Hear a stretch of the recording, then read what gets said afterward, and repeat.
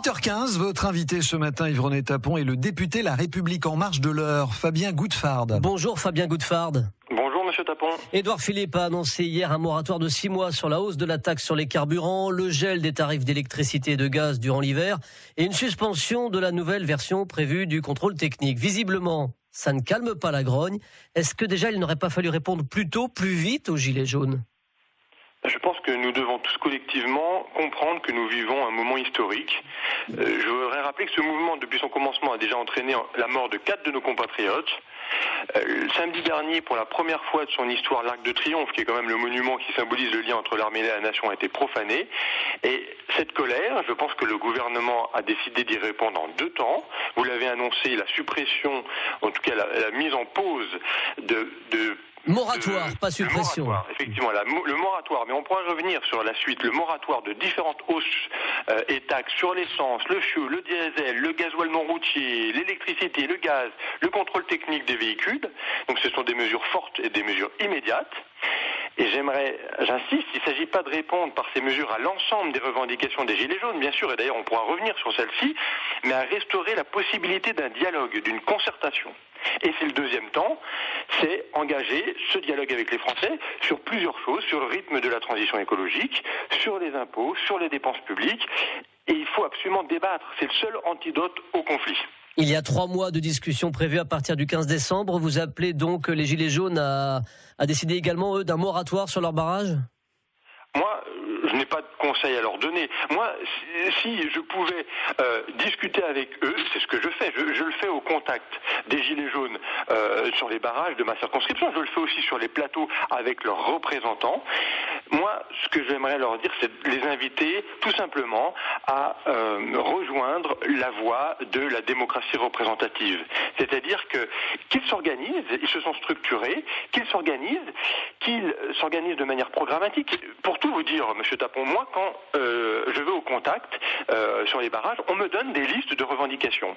Quand je vais sur les plateaux de télé ou de radio, on me donne des listes de revendications nationales. Celles-ci ne coïncident pas. Il nous faut des interlocuteurs pour pouvoir négocier. Ça, c'est quand même la première chose importante. France Bleu Normandie, 8h17, nous sommes avec le député La République En Marche de l'Eure, Fabien Goudefard. Vous évoquez les revendications des Gilets jaunes, elles vont bien au-delà de ce qu'a annoncé hier Édouard Philippe, et notamment le fameux ISF. L'erreur originelle du gouvernement ne fut-elle pas de supprimer une partie de cet ISF ? À tort ou à raison, cette réforme passe mal, vous l'entendez ? Ça, c'est un constat qu'on peut complètement partager, c'est-à-dire que cette mesure passe mal. Elle passe mal effectivement chez les Gilets jaunes, elle passe mal chez un certain nombre de Français, donc il faut l'expliquer. Pourquoi est-ce que L'expliquer, pas revenir dessus. Mais il faut l'expliquer pourquoi, parce que nous sommes persuadés que l'ISF, en fait nous avons voté cet ISF, ce changement d'assiette, pas sa suppression, je le rappelle, pour donner davantage de capital aux petites et aux moyennes entreprises. Nous avons fait le constat qu'elles sont sous-capitalisées, donc elles ne peuvent pas se développer. Ce sont elles qui créent des emplois en France.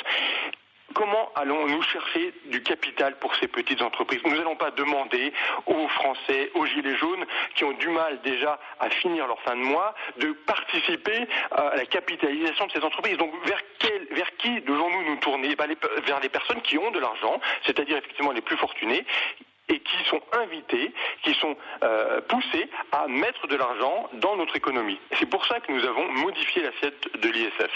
On entendait le député socialiste Christophe Bouillon dans le journal de 8h s'en prendre au président Emmanuel Macron. On lui demande de sortir de son silence. Ne doit-il pas sortir de son silence, le président de la République ? Moi, mon avis sur cette question, il est simple.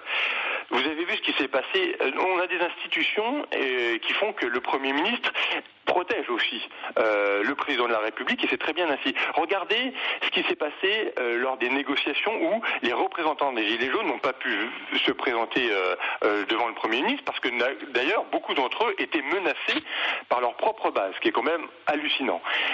Si ça avait été à l'Élysée, n'aurait-on pas dit ou entendu déjà qu'on nous a dit que le Premier ministre avait été fragilisé. Imaginons que ça se soit passé à l'Élysée. Donc je pense que c'est préférable que le président prenne son temps, mesure bien les revendications des uns et des autres pour éventuellement, bien évidemment, s'exprimer. Un dernier mot, vous avez interpellé hier le ministre de l'Intérieur à l'Assemblée sur la sécurité, sur les menaces qui planent sur la nouvelle manifestation prévue a priori à nouveau samedi à Paris. Christophe Castaner appelle les Gilets jaunes à ne pas s'y rendre. Et vous ? J'ai pas tellement bien entendu votre question sur les manifestations samedi à Paris. Oui. Moi, je pense que, en tout cas, aucune taxe ne mérite de mettre en danger l'unité de la nation. Donc, les manifestations et le droit de manifester, ils perdurent, bien évidemment. Il faut absolument distinguer les casseurs des manifestants pacifiques. Donc, il faut qu'on s'organise pour que ce qui s'est passé samedi absolument ne se reproduise pas. Nous n'avons pas le luxe de nous payer un samedi comme le samedi dernier. Fabien Goutfard, merci d'avoir accepté l'invitation de France Bleu Normandie ce matin. Très bonne journée à vous. Merci. Le député La République En Marche de l'Eure était votre invité, Yves-René Tapon. Il est à retrouver sur francebleu.fr, interview à réécouter.